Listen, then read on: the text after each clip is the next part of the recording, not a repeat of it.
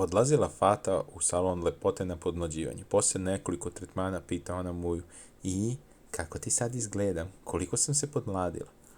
A Mujo je gledao onako: pa, po kosi 18, lice 19 godina, a telo 20.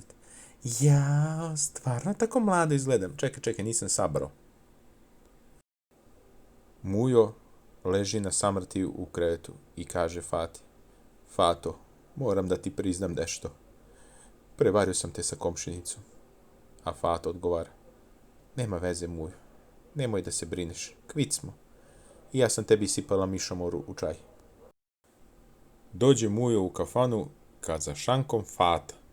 On iznenađen: pobogu, ženo, pa šta ti radiš ovde?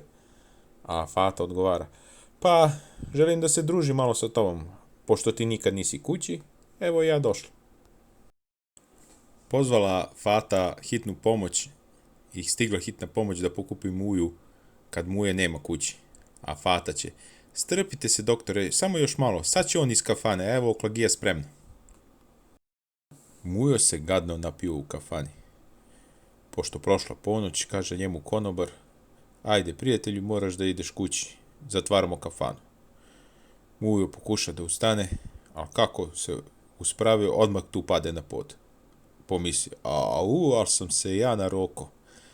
Kaže: ma, bit će mi bolje kad malo se nadišem svežeg vazduha. Otpuzio nekako do vrata kafane, izađe napolje, udahne par puta i pomisli da mu je bolje. Pokuša da ustane, ali opet ga noge izadoše i on pade.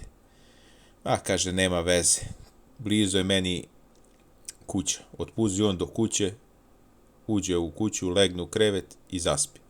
Ujutru ga budi Fata i kaže: Mujo, opet si se napio u kafani sinoć, jer jesi? A Mujo zbunjen: pa kako znaš, Fato? Kako znam? Zvao konobar, opet si zaboravio invalidska kolica.